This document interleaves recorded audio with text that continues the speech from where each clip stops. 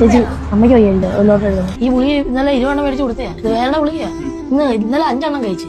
ഇന്ന് നീ എത്ര കഴിച്ചെന്ന് ഗുളിക എനിക്ക് അറിയാം. സ്വന്തം അമ്മയെ ചികിത്സിക്കാൻ വേണ്ടിയിട്ടാണ് അവൻ ലോട്ടറി കച്ചവടത്തിന് ഇറങ്ങുന്നത്. എന്റെ ഐഡിയ എന്ന് പറഞ്ഞാൽ അമ്മയുടെ ഓപ്പറേഷൻ നടത്തും. ആരെങ്കിലും ഓപ്പറേഷൻ വേണ്ടി സഹായിച്ചു കഴിഞ്ഞാൽ വലിയ ഉപകാരമായിരിക്കും. എനിക്ക് പപ്പയില്ല, അമ്മ മാത്രമേ എനിക്ക് പോകുള്ളൂ. എന്റെ അമ്മ നഷ്ടമായിട്ട് എനിക്ക് വേറെ ആരില്ല. അവന്റെ പേര് എബിൻ ആണല്ലേ. മോന് 7ാം ക്ലാസ് വിദ്യാർത്ഥിയാണ്. അവന്റെ കയ്യിൽ കുറെ ലോട്ടറി ഉണ്ട്. കാരണം അവന്റെ അമ്മ കഴിഞ്ഞ കുറെ നാളുകളായി കിടപ്പിലാണ്. ചികിത്സിക്കാൻ പൈസയില്ല. അമ്മയാണെങ്കിലേ അവര് വയറ്റിൽ മുഴയാണ്.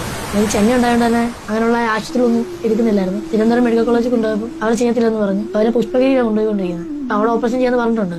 പിന്നെ അമ്മയ്ക്ക് ഇപ്പൊ ന്യൂമോണിയ വന്നായിരുന്നു. ഇപ്പൊ അതിനുള്ള സ്കാനിങ് അങ്ങനെ ഇരിക്കും. ആരെങ്കിലും ഒരു ഉപകാരം ചെയ്താൽ അത്രയും പുണ്യം കിട്ടും. അറിയോ? ആ കയ്യിലെന്താ ലോട്ടറി ഒക്കെ ആണല്ലോ. ലോട്ടറി വിൽപ്പനയാണോ? ഞാൻ എബിന്റെ വീഡിയോ കണ്ടിരുന്നു, ഭയങ്കര തരംഗമായിട്ട്. അപ്പൊ കണ്ടപ്പോ ഞാൻ ഞെട്ടിപ്പോയി. എന്നേലും വലിയ കച്ചവടക്കാരൻ 7ാം ക്ലാസ്സില്. ഞാനൊക്കെ കോളേജിൽ എത്തുമ്പോഴേക്കാണ് ബിസിനസ് ചെയ്യുന്നത്. കോളേജിൽ പോണ സമയത്ത് ബിസിനസ് ചെയ്തു. അന്നത്തെ റെക്കോർഡ് അതായിരുന്നു. ഇതിപ്പോ 7ാം ക്ലാസ്സിൽ കച്ചവടം. എന്റെ റെക്കോർഡൊക്കെ തകർത്ത് കളഞ്ഞല്ലോ. എങ്ങനെ ലോട്ടറി ഒക്കെ വിൽക്കുന്നുണ്ടോ? എന്തായാലും സമ്മതിച്ചു. എനിക്ക് കണ്ടപ്പോ അതിൽ വിഷമം തോന്നി, അഭിമാനം തോന്നി.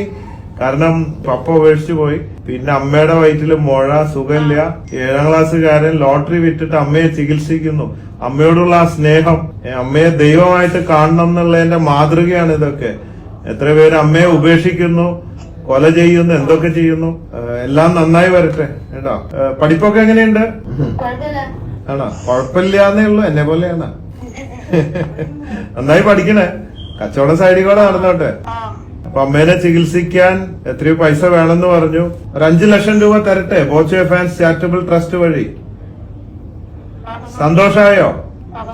അപ്പൊ ഈ 5 ലക്ഷം കിട്ടിയാൽ ലോട്ടറി കച്ചവടം നിർത്തോ? അമ്മയുടെ ചികിത്സ കഴിഞ്ഞാൽ ലോട്ടറി കച്ചവടം നിർത്തോ? ആ നിർത്തരുത്, കച്ചവടം നിർത്തരുത് കേട്ടോ. പഠിപ്പും കച്ചവടം നടന്നോട്ടെ.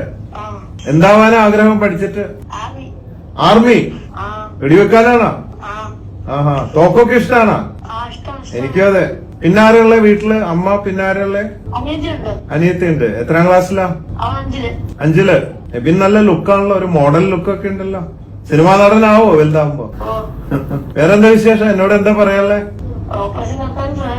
ആ ഓപ്പറേഷൻ നടത്താം നമുക്ക്, ഒന്നും പേടിക്കണ്ട കേട്ടോ.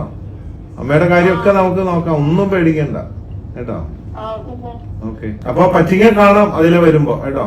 ഞാനിപ്പോ ഈ Boche fans charitable trust coordinators വന്നിട്ട് നിങ്ങൾക്ക് വേണ്ടുന്ന സാമ്പത്തിക സഹായം കാര്യങ്ങളൊക്കെ ചെയ്തു തരും കേട്ടോ. അപ്പൊ പഠിക്കണം, മാർക്കൊക്കെ തന്നെ അറിയിക്കണം എല്ലാ വർഷം കേട്ടോ. Okay okay, bye bye.